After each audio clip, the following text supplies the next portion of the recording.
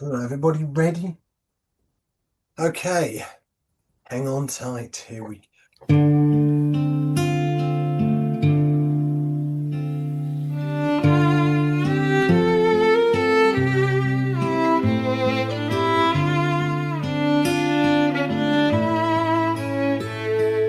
Welcome to Everything's Fine Probably. Usually we're chasing the news that you just missed, talking to experts about things you probably should care about, and trying gently to stop you from panicking about the state of the world in real time. But this week, we're taking a detour into the past. That's right, this is a history special. It's a bit like switching from Netflix to a documentary narrated by a slightly sarcastic British voice with all the good news you didn't know you needed. We're hopping on trains that invented both speed and delay, visiting the United Nations to see how cooperation can actually work, sometimes, and meeting figures like Oliver Cromwell, the man who banned Christmas, and William Blake, the poet who saw angels and trees and thought, yeah, we need more of this. We'll also celebrate dogs who literally save lives going back centuries, and the discovery of insulin, which turned diabetes from a death sentence into a slightly inconvenient lifestyle choice. And if you're thinking, well, hang on, why are they talking about the 1800s on a show about this week? Relax, well, tie it all in, sort of. Are there any Nazis? No. Because most history documentaries feature Nazis, don't they? Well, unless either of you are planning to drop in surprise Nazis, which some would say are the worst kind, then no, I don't think. I think they've been done, haven't they? I think it's fair to say that this is not going to be like a normal history documentary. Okay. Probably not. But, it might surprise listeners to know that, we plan this and we know what we're doing. For sure, we do. Yeah. So, buckle up. It's history, it's absurdity, it's progress. There's going to be poor jokes, digressions, and bickering along the way, as we remind you that whatever you might have read in the press, heard on the telly, had thrust at you unbidden from the bowels of the internet, everything's fine. Probably. As you've already heard, Shelley and Stu are here with me. Hello, hello, hello. Hi. I forgot to say last week, because from listening from the week before from the music special, and when I listened to it and I realised that I said Syd Bassett instead of Syd Barrett, and then I forgot to correct that last week. Excellent. So for anyone who hasn't yet listened to the music special, listen to it so you can hear the mistake and this will make sense of it. Who is Syd Bassett? That's the big question. I don't know. I mean, that's not who made Licorice All Sorts, is it?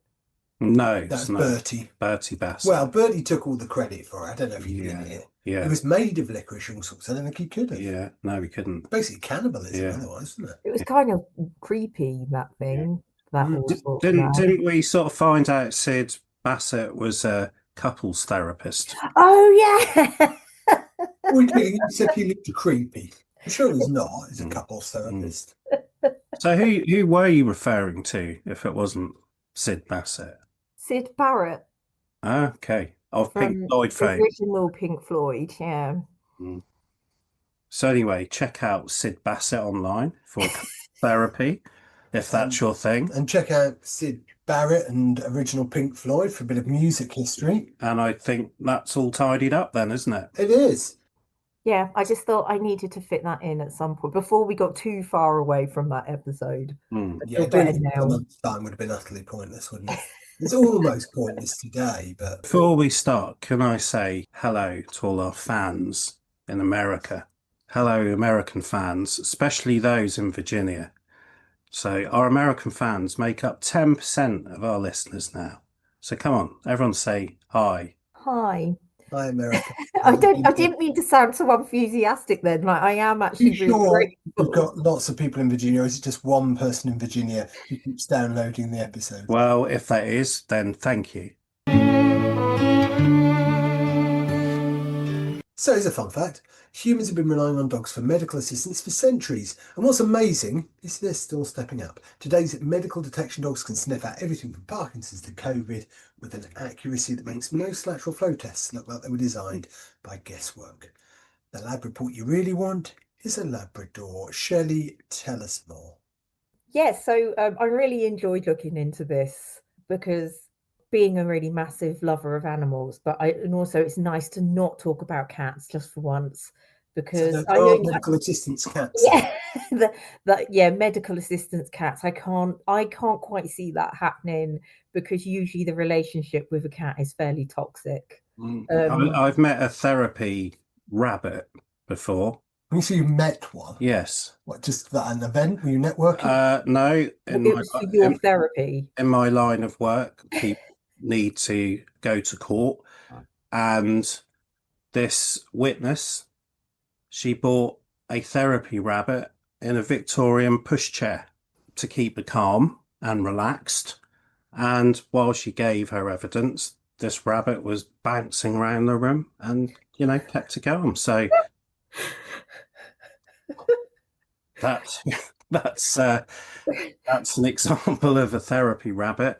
I have heard of therapy ponies before.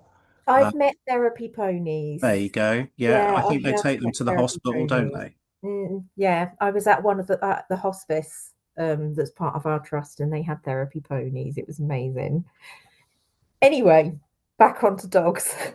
What we know of as the modern guide dog was actually sort of something that started around the First World War, because one day a German doctor named Gerhard Stalling was walking the grounds of a veterans hospital with a patient who had lost his vision.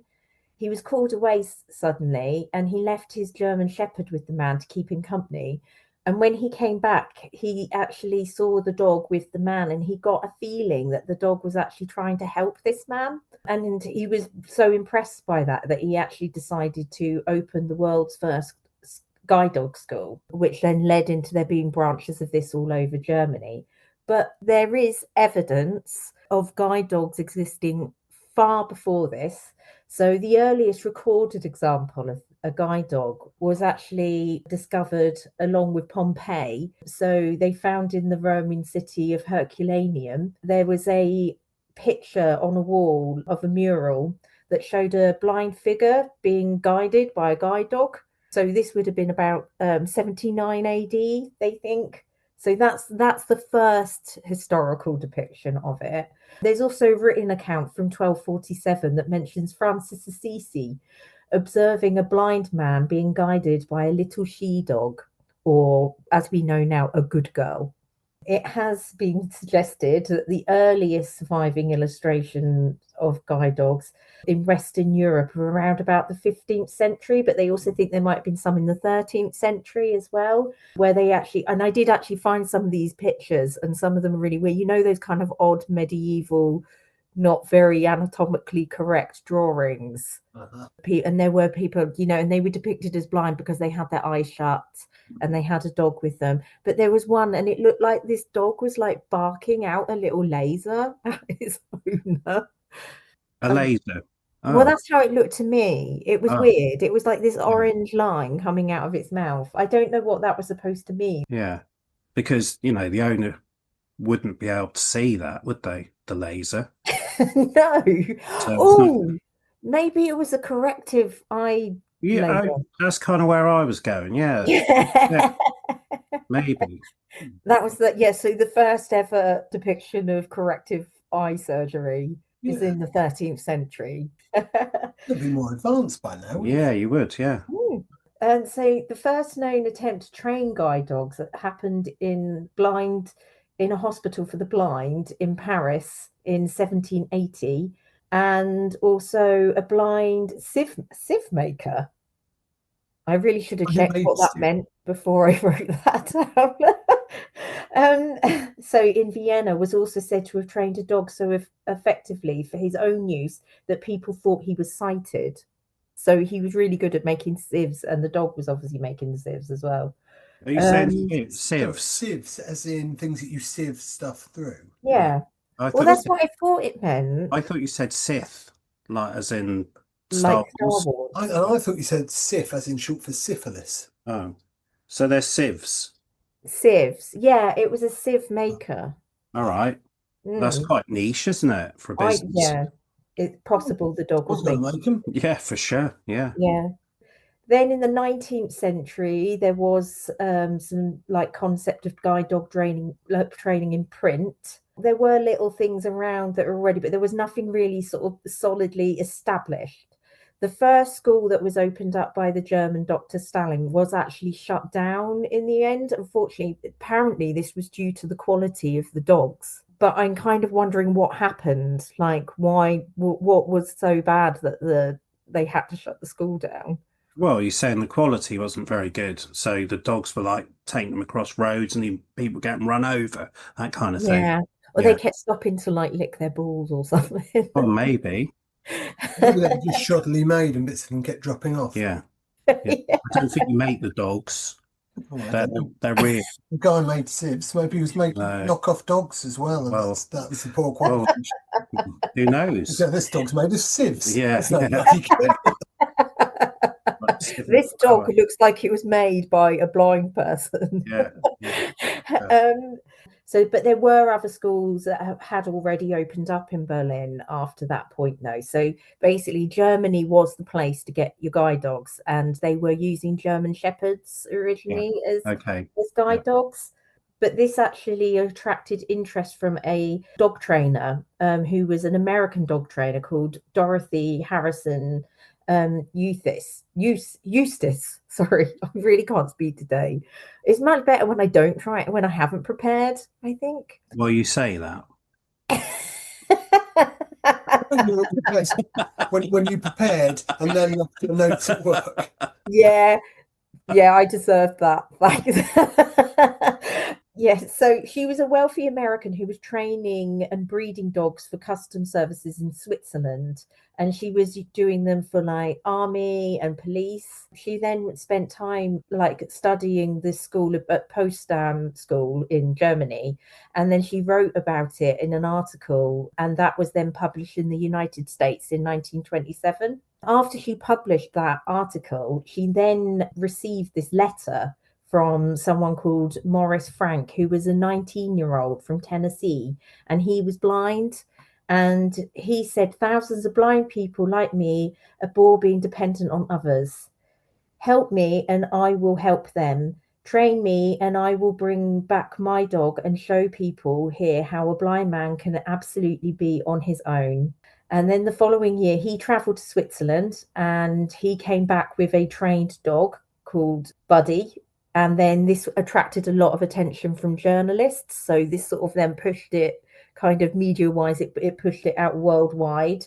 So in 1929, they had the first American guide dog school. And then 5 years later, Guide Dogs for the Blind Association was founded in England. So that's how we first established guide dogs. But now it's really developed onwards because now we have lots of different kinds of assistance dogs. We now have disability assistance dogs that help people who have physical disabilities to do normal everyday tasks.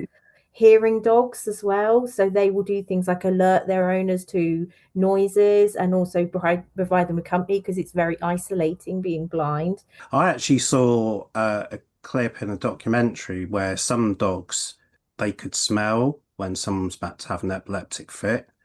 Yeah, like push the owner on the floor, and this dog actually got them in a safe place and then knocked the medication off the sort of table, and it was amazing. So apparently, it's true. They can sense it. Smell like the shape. Was the assistance dog that I met, it actually could tell if like her heart was she was going to go into arrhythmia or anything which could make her then pass out.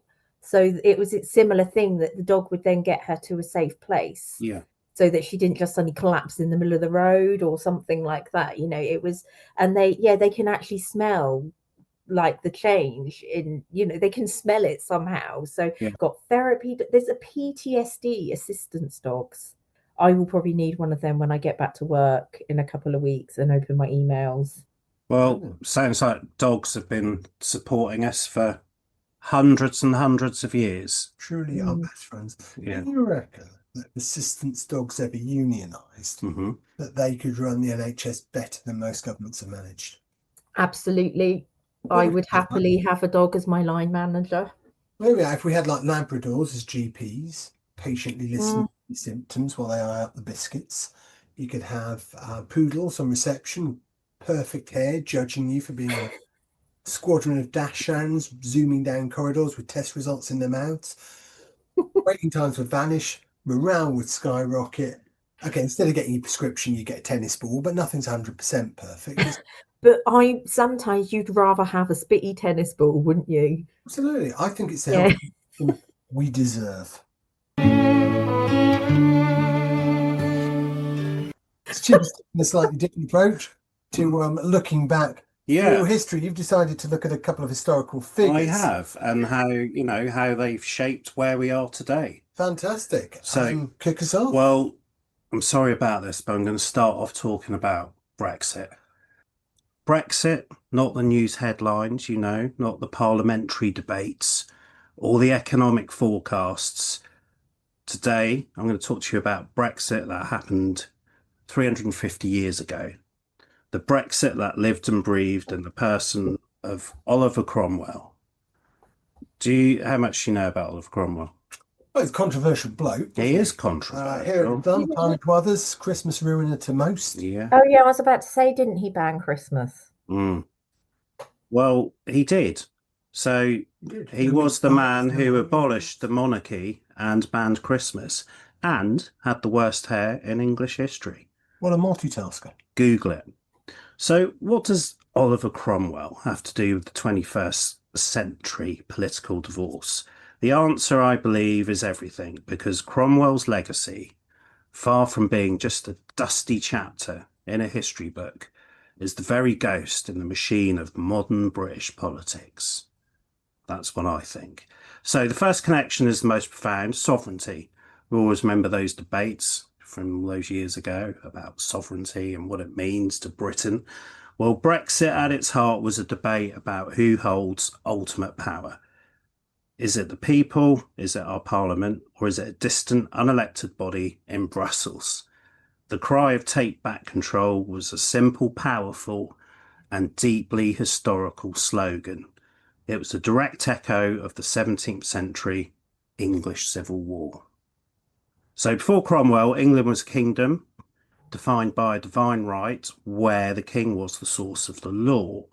But in the 1640s, Parliament with Cromwell at its head said, "No, the power of the law comes from us." That's how he spoke. So it comes from the people we represent. They didn't just win a battle, they fundamentally rewrote the constitutional DNA of the nation. They asserted parliamentary sovereignty as the bedrock of the British state. Well, they chopped off King Charles I's head, basically. Well, yeah. Not great for Charles, but revolutionary for the rest. If you want to put it like that, yes. And he had good hair. Yeah, he did. Lovely, lovely locks. So let's fast forward to 2016, shall we? What was the central argument of the Leave campaign? That this sovereignty, this historical legacy, had been given away to the European Union, and that Brussels was making our laws. The Brexit vote was in many ways the ultimate expression of this deep-seated Cromwellian belief that our parliament must be the supreme and sole sources of our laws. The second connection was identity. So Oliver Cromwell, he was a fiercely proud Englishman. He actually came from Huntingdon. Didn't know if you knew that. Yeah. His Protestant faith and his English identity were intrinsically. His prostate. Easy for me to say. His prostate. His prostate. That's why he was so grumpy. Yeah, that's painful. His Protestant faith and his English identity were very much linked. He saw England as a nation with a unique destiny, a nation that was different from the Catholic monarchy and of continental Europe. His military campaigns and his foreign policy were a powerful assertion of this independent spirit. During the Brexit campaign, we saw a similar sentiment, a desire to define Britain, or more accurately, England, as independent and free from the perceived constraints and multiculturalism of a larger European project. There was this romanticised vision of a self-reliant island nation, a trading nation, looking forward out to the world, not shackled to a continent. This idea of a distinct national identity forged in opposition to external forces is a sentiment that finds its roots in the Cromwellian era. The big problem with Cromwell was Ireland. So his actions in Ireland are a scar on British history. His brutal campaigns and land sieges created a legacy of conflict and mistrust that still endures to this day. When we negotiate the Brexit deal, what was the most complex and sensitive issue? The Irish border. The question of how to reconcile the UK's departure from the EU with the fragile peace and open border in Northern Ireland. Cromwell, his conquest, boiled to the surface. It was a stark reminder that history is not dead. It is living and breathing. And the ghost of Cromwell was there in every discussion about the backstop and every debate about the Good Friday Agreement. So, what's the takeaway here? So the Brexit debate was not just a modern phenomenon. It was a collision of historical ideas, a political argument about sovereignty and identity that has been unfolding for centuries. Oliver Cromwell and his era are not the cause of Brexit, but they are the perfect lens through which to understand it. So, we haven't learned a thing. I'll mention as well something. I mean, I looked into Cromwell to do it. He also allowed Jews to return to England after 350 years in exile, which opened the door slowly to the multi-faith society we've got today. And he introduced Britain's first written constitution. That didn't last long, but it was the beta version of parliamentary democracy. You've got to start somewhere. And we were republic for 10 years, but then we realised we couldn't make it work, so we brought monarchy back. But yes, Cromwell banned Christmas as well. No mince pies, no holly, no carols, nothing. Imagine if that had stuck. No office Christmas parties. I would be all right with that. Yeah, you wouldn't be cornered by Sharon from accounts while she shows you pictures of a Labradoodle in a Santa hat. No photocopiers tragically abused in the name of festive spirit. No secret Santa where you end up with a novelty mug that says world's okayest colleague. And musically, no Michael Bublé thawing out every December like a crooning snowman. No Mariah Carey staking her annual claim on your eardrums. Supermarkets have no excuse to blow out Slade in October. You wouldn't even have to pretend to like mulled wine. You could just have a beer. This sounds excellent. I'm actually okay with mulled wine. I quite like it. I do sometimes feel like I'm never ready for Christmas again. I feel like it would be good if we could just have it every other year. Yeah, I think it would be more exciting. Yeah. I'm still financially crippled from the last Christmas. Yeah, I 4 years, that'd be good, wouldn't it? Every 4 years. Yeah. Maybe with Easter. Yeah. Easter would be like the Euros. Christmas like the World Cup. So I'm going to move on to William Blake next. Please do. Do you know much about William Blake, Shelley? No. Okay. I know of William Blake. I will tell you. So imagine this, everybody. Okay. All right. A crowd gathers in London not long ago. But it's not a political rally and it's not a rock concert. It's a graveside. And the people standing there are a comedian, a punk poet, a heavy metal singer, and an academic. What has brought these people together, I hear you ask? What's brought those things together, Stu? Well, it wasn't politics and it wasn't fame. It was a poet who died almost 200 years ago, William Blake. Now, here's the question. Why does a long-dead poet still have the power to draw such a strange, diverse crowd? The reason is because William Blake is not just a voice from the past. He is a voice for our future. So Blake lived during the Industrial Revolution. He saw factories rise, chimneys blacken the skies, children forced to work as chimney sweeps. And he asked, what is the cost of progress?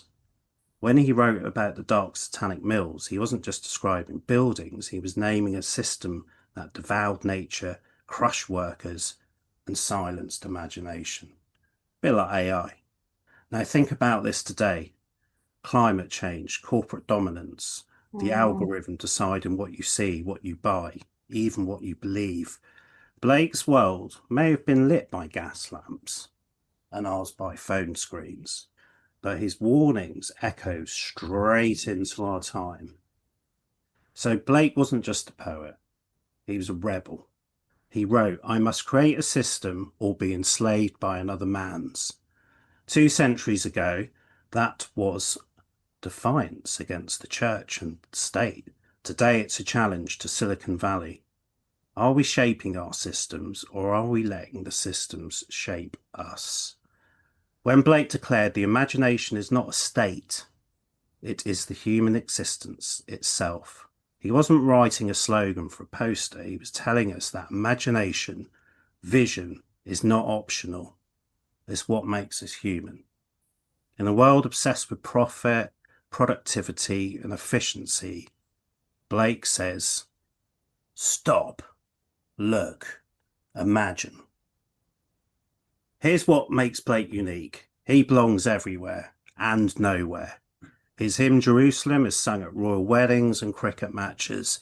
It's practically nationalistic, and yet he's also quoted by punk rockers, beat poets, and counterculture icons. Alan Moore, U2, Patti Smith, they all owe something to Blake. To name but a few. I didn't know that he wrote Jerusalem. Yeah, and it was actually it was a anti-nationalistic song. It was about his hatred of the British Empire and the wars. But today, people sing that and they think it's about national identity. But actually, Yeah, it's weird because actually people were sort of saying it would be a better national anthem than our current national anthem. It was actually very subversive at the time and is now. So when people are belting that out, they're actually decrying the British Empire, which is kind of cool. Yeah. Well, WI would have nothing to say about that, would they? So Blake, he speaks across centuries because he speaks across divides. So he points straight at the problems we still wrestle with: inequality, environmental collapse, technological control, and the hunger for imagination. He tells us the world is broken, but he also tells us something else, something more important. It can be reimagined. Blake's vision reminds us that to change the world, we must first dare to imagine it. There you go. He was dismissed in his own lifetime as mad. Today, he'd have a TED Talk headline with 3 million YouTube views to his name, wouldn't it? Yeah, I mean, at the time, you know, he was very much an outsider. People considered him mad. But I suppose in this day and age, he would, you know, they feel maybe he had some kind of schizophrenia because he had lots of visions. And if you ever check out some of his famous paintings, they are very imaginative and bold and bright. But he stuck to his path, and no, he never backed down. Never backed down. Again, he saw angels in trees. I see pigeons in Greggs. Who's the visionary?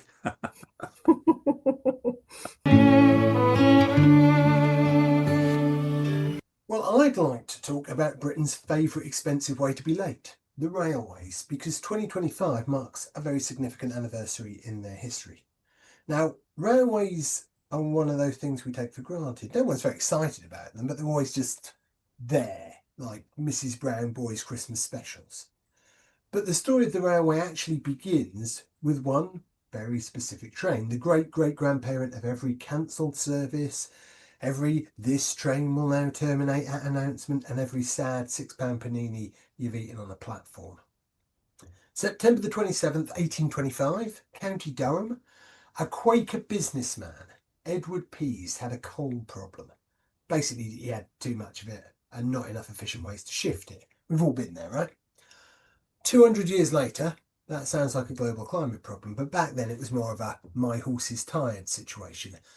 So Pease brings in George Stephenson, who at this point's the scrappy engine guy from the northeast. And together they roll out a contraption called Locomotion Number 1, and on September the 27th they haul the world's first public passenger train from Sheldon to Stockton. About 450 people piled on, which means Britain invented both railways and overcrowding on the very same day. That's British engineering efficiency for you. Makes you feel proud, doesn't Doesn't it? it ever? Now, the railways didn't just move lumps of coal and people with funny hats. They literally changed time itself. Because back in the 1840s, every town had its own local time. Bristol was 10 minutes behind London. Liverpool was 25 minutes off of that. That's fine if you never leave home. I didn't know that. Yeah. So every town had its own time. They're just, whatever time. I mean, they're all roughly in the same area, but it wasn't But particularly. why? That's amazing, isn't it? Well, because is Imagine- it just because there wasn't like Yeah, like just a a Greenwich Mean nice way of Time? doing it, and no need to do it. So if you went to It's, Bristol and they go, you're late, we go, no. Yeah. Not according to Birmingham. No, I'm actually on Bristol time, Because there was so no way to do it. Oh, but Yeah. they're looking now. But yeah, imagine that. You're trying Ah. to print a timetable Yeah. and all that nonsense is going on. So by 1847, the railway said, right, everyone's on GMT now. That's incredible. So that the they, reason they, your they train is late to this day is because the Victorians forced the clocks to be on time. so they forced everyone into standardized time. Standardised time in this country. Now, I just didn't know that. I'm quite what would it blown be away like if by we that. didn't have that now? now, if you now skip forward 200 years, as we can, you'd assume the country that invented rail travel would have perfected it. But no. Our rail system's still a glorious mix of Victorian engineering and Kafkaesque scheduling. We've somehow created a system that's simultaneously too expensive and too unreliable. It's like they crossbred delays and fare hikes and let them breed again, which is how you end up with an off-peak super saver anytime advance return that costs more than your rent. So where you might be wondering is the good news in all of this? Split tickets. Well, there's a Oh yeah, good particular split nightmare saver. to Yeah. make it switch. Now, 2025, it's the bicentenary of that first run, and there are actually reasons to celebrate. There's a new 26-mile trail following the Stockton and Darlington route, so you can walk the route of that first journey. The museum at Shildon's expanded. Derby hosted the Greatest Gathering. That's basically Comic Con for locomotives. 50 engines lined up, locomotion number 1 among them. Crowds of train nerds losing their minds. Truly a sight to behold. And look, without the railways, we wouldn't have some absolute classics of cinema. For example, the stone cold masterpiece Snakes on a Train. Not Snakes on a Plane, that was Hollywood. This was a knockoff, straight to DVD, special effects that looked like they were done in Microsoft Paint, and a plot that falls apart faster than the replacement bus service. Well, is that real? It is real. People might bang on about Citizen Kane, but no, this is the real Was deal. it set in Britain? Yes. Was there a delay? Look, watch it. I don't want to give away the whole Oh, plot, okay, but yeah. get hold of it if you can. So Yeah. George Stephenson didn't just invent the passenger railway in 1825. He invented the dream that one day CGI boa constrictors would terrorise a buffet car. The biggest story, though, is what railways are doing now. They started with coal and soot, and 2 centuries later, they're a climate solution. This year, Network Rail signed a 14-year deal with EDF Renewables to run stations, depots, and offices on solar power. That's 64 gigawatt hours a year, enough to cover about 15% of their non-traction electricity.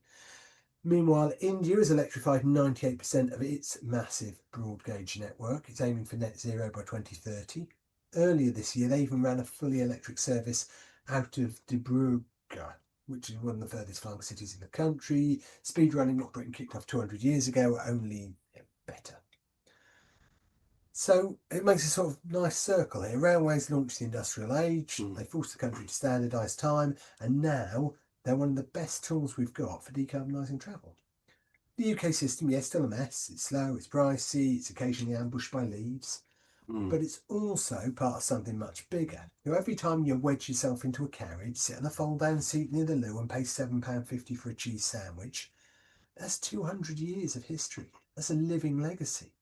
You're riding the descendant of locomotion number 1, and whether you notice it or not, it's kind of magical. And it's only going to get better, because whatever the future of transport looks like, it'll owe something to those 450 passengers who climbed aboard locomotion number 1 in 1825, the first to discover that trains are magnificent and transformative, and just a bit late. Yeah. What about the H2 thing? That's not going to happen anytime soon, is it? I mean, Where do we even start? Let's not talk about that. With- So I, with Jeff I do like to use train. I would use trains all the time if I ridiculous expensive. yeah, I really will. I like traveling by train. I think it's the best way to travel. Yeah. I always like how it's socially acceptable to drink alcohol on a train. At any time. But it's not. You can't. If you were drinking alcohol on a bus, that would be a big no-no. You get on the train, as we do Yeah. for rugby trips Yeah. at 9 in the morning, Yeah. open a can of Yeah. beer, no Yeah. one bats an eyelid. But you can't drink on the tube, can you? No. And you can't drink on the overground one either, can you? No. But you can On drink. the big main line. Yes, yeah. So it's a very sort of niche benefit, that, isn't it? Yeah. Drinking on trains. Would you say that's the main benefit And they for you, sell you Shelley? alcohol on the train. They have like cans and little bottles of wine and things. Yeah. It's Luxurious. very much on to an alcohol story, hasn't it? Yeah. I can't see the problem with that, Jim. That's fine, isn't So it? if trains are the future, which it sounds like they are, then we've got to get this together. They've got to be more affordable. Got to run better. That's where we should be investing. I think the biggest problem I have with the trains, I don't actually find them particularly, the service runs particularly poorly, but God, it's expensive. Yeah, that's Yeah, the it's so cost is expensive. prohibitive. Yeah, you know, you can go from like London to Manchester, and that's like £200. That's a lot of money, isn't it? You know, But I can't remember where it was I was looking at going to, but it was going to be something like £400. If Crest could fly cheaper than that. yeah. Mm. But there we Yeah. are. 200 years down the line, it's changed. Has it improved? In what respect? Absolutely. I mean, the first trains changed time. Yeah. Well, the modern trains changed. Well, they've changed the very nature of being a train itself into a replacement bus instead. So 2025, a year of anniversaries. It's been 105 years since the League of Nations was founded, and 80 since the United Nations came along to sort out the mess. That's basically the gap between your dodgy pilot episode and your big budget Netflix reboot. So this all starts with the League of Nations. You familiar with the League of Nations? Yes, I'm aware of the League of Nations. This all kicked off in 1920 after World War I with this big central idea. Instead of wars, why don't we just have meetings? Which sounds sort of noble, I suppose, but you know, I've worked for and with big corporates, and the idea of lots of meetings is going to achieve anything sounds really sort of sweet and naive, doesn't it? But if you I know at work, I think I sometimes, you know, when you get like have a meeting that could have been an email. Now I'm going to be thinking, oh, we've had a meeting that could have been a war. Yeah. But if we tie ourselves up in meetings, then we aren't going to have time for wars. Well, you would have thought so, but if this idea was we're going to talk Mussolini into calming down over some biscuits, well, you'd be surprised to hear it didn't really work. Oh. The whole thing was the brainchild of US President Woodrow Wilson. That was his big idea, his baby. He went around Europe selling it like a dodgy timeshare, and everyone signed up except for the US Congress. They took one look at it and went, now sounds a bit foreign.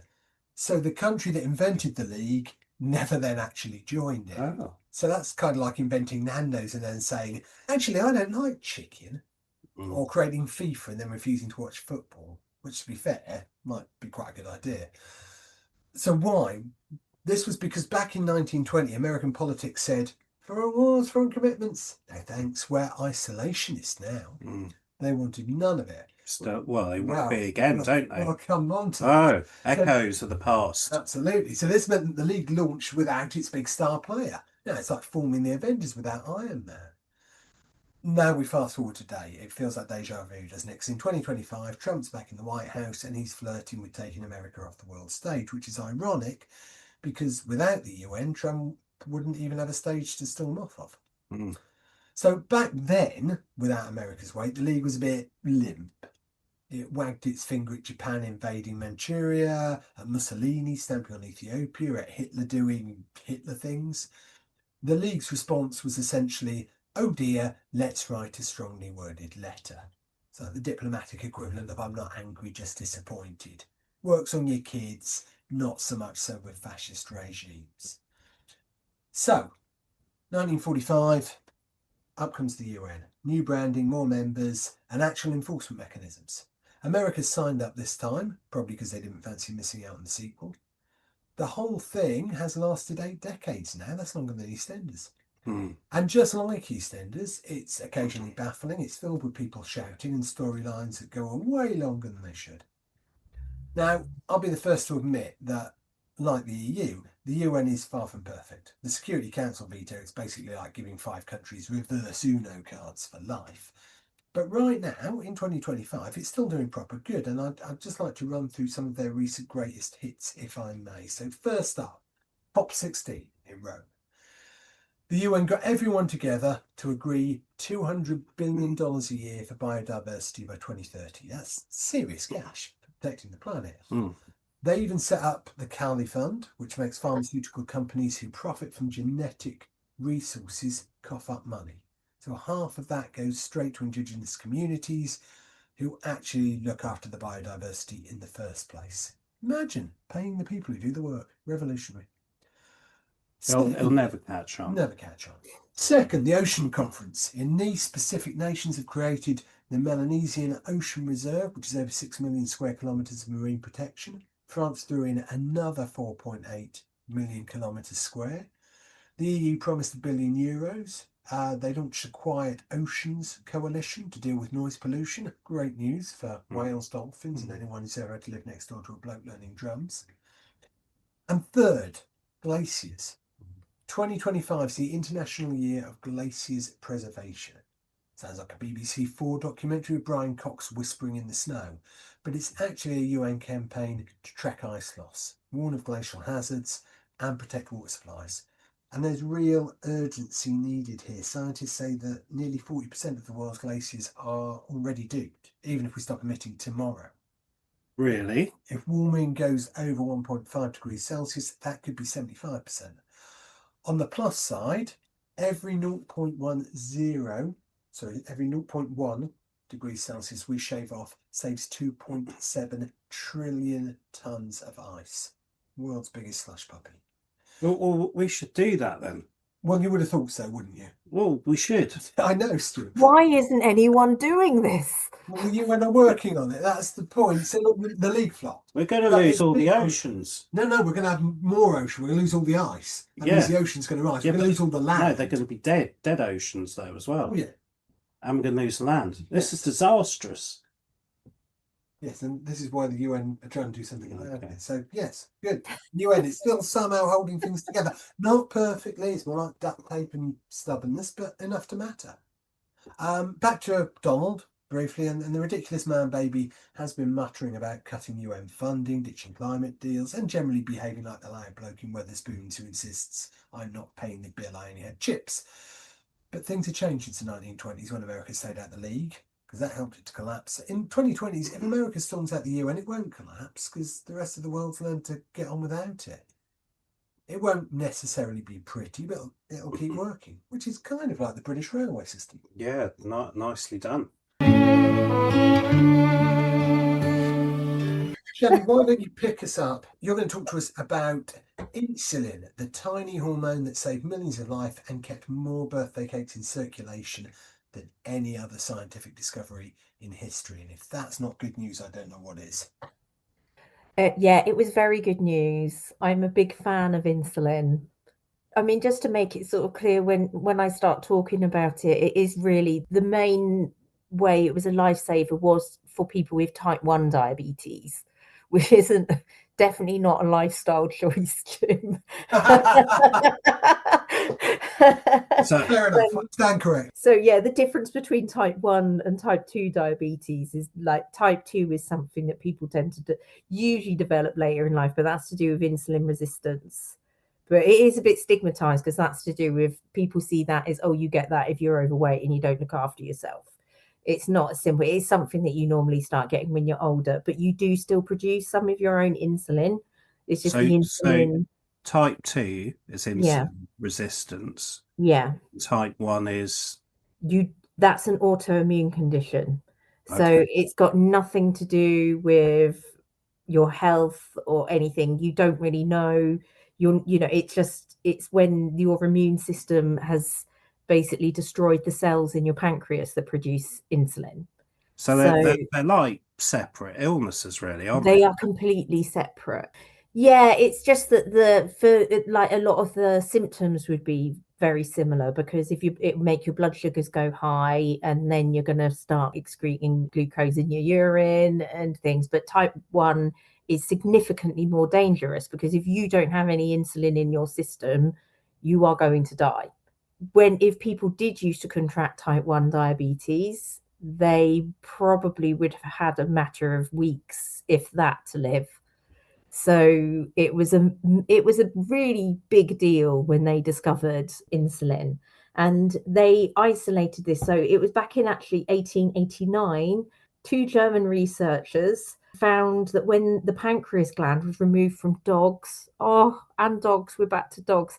See, these dogs actually sacrificed themselves to help with the discovery of insulin. When So you say another reason. sacrificed themselves, it would be true to say they were sacrificed. Yes, exactly. They were sacrificed. Yeah, it was going beyond being the ultimate good boy. So they found that then when they took this out, those dogs then developed the symptoms of diabetes. So that was how they isolated where the problem was coming from. And so Did they narrowed it. then treat the dogs? They did eventually. In 1910, they actually found that was when they discovered the chemical that was missing from the pancreas. And then they did actually try to isolate some of that to give to dogs. But then it sort of progressed from there on. Then in 1921, a biochemist joined a group working on purifying insulin so that it would be safe enough to be tested on humans. This has then led to, I seem to have actually lost a little bit of my research here. Oh, that's a shame. So some stuff then happened. We're not entirely sure. So some stuff has happened. I'm trying to find my little bit here, because what's happened is I'm actually missing who discovered insulin, which is quite significant. I would have thought so. Stu's on Yeah. it. Would you like to know Yeah. who discovered insulin? And how old they were, please. Yeah, I'll try and find an age for How you old as are the dogs? well. How old are the dogs? Okay. So it was actually a Canadian surgeon called Frederick Banting who discovered the insulin, and he realized that removal of insulin, like they broke down the pancreas and found that the cells that produced insulin. So that's the person who discovered it. He was quite important. So then it was then after that they purified insulin. I know who did that. James B. Collip. So you all seem to know more than I do. Oh, it's okay. No, I did know that. James Collip, a biochemist. He's the person who purified it so that it would be safe enough to test in humans. So then the first test was actually done in 1922 on a 14-year-old boy called Leonard Thompson, who was dying of type 1 diabetes. And then within 24 hours of being given this first insulin injection, his dangerously high blood sugar levels dropped. But he did actually develop an abscess, though, from where the insulin was injected. So the first insulin they got was from dogs, but then when they started developing the purer form of insulin, this was actually from cows. So they were awarded the patent on insulin. After this, it kind of developed then in 1923. They had the patent on insulin. They started mass producing it as well, so that this could then be given to people worldwide. Banting, Collip and Best were awarded the patent, but then they actually sold all of the patents to the University of Toronto for $1 each. And Banting actually said, insulin does not belong to me, it belongs to the world. He wanted everyone who needed it to have access to it. That's amazing. But so why isn't that the case now then? Because like in the States, it costs so much money, doesn't it? Because insulin's not the same as it was now. People, because that went on, they developed like human insulin, synthetic insulins. So every time they develop, like say, a new form of the drug, then that gets a whole new patent on it, and it becomes something that can, which is actually marketed massively. So yeah, there is a little bit of a doubt. I mean, it's amazing what has actually happened with the progression of the treatment of diabetes, because we don't just have, like, say, for years and years, like, it's still, I was actually still finding patients that had porcine and bovine insulin, and they've only just stopped producing these things now. But then we've got, like, mass produced synthetic insulins now that do all sorts of different things, and they have different profiles on them as well. So you're not just whacking a load of insulin in, they have timed profiles and do different things. And now we've also got all the technology that goes with it, insulin pumps, things like that are really improving people's lives.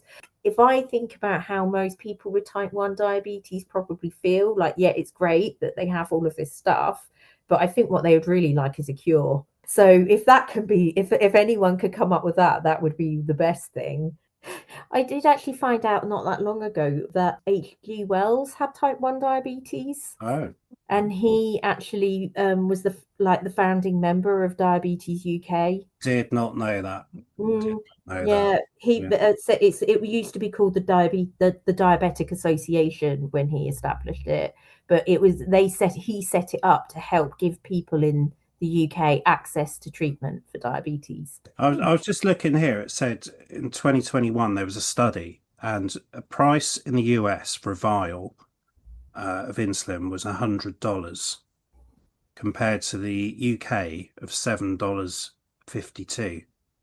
So it sounds like there's a lot of money to be made, doesn't there? And basically keeping people alive. The markup on that. So clearly, it's quite cheap to manufacture, right? But I mean, this is why we are lucky that we have the health service, because the health service is kind of protecting us from the cost of that in so many ways. Yeah. So when there's noises out there telling us to adopt the American style, no, don't. It would be a road to ruin, wouldn't it? Really? Yeah, absolutely. Well, you're back to then. Can you afford to get healthy? And if you're not, you can't. So, I suppose what we're saying is it's not perfect. Access around the world is quite patchy, but it's a genuine bit of history we should be grateful for.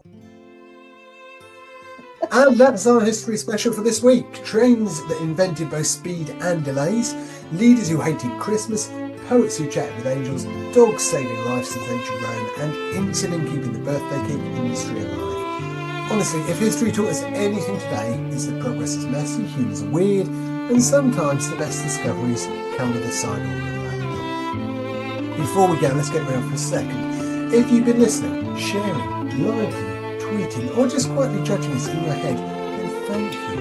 You have pushed this still relatively new podcast into the top 10% of downloaded podcasts. That's right, the top 10%. So please, keep spreading the good word. If you like what we're doing, please jump on the socials and tell us what's on your mind. And here's a little teaser for next week. We'll be joined by Irina Vale, neuroscience coach extraordinaire, who will help us figure out what's actually going on in our heads. And maybe help us to unlock some more reasons to be cheerful that don't involve cats. So, from all of us here, thank you for listening. I thank you for laughing or groaning or nodding sagely in agreement. And until next week, remember, everything's fine. Bye.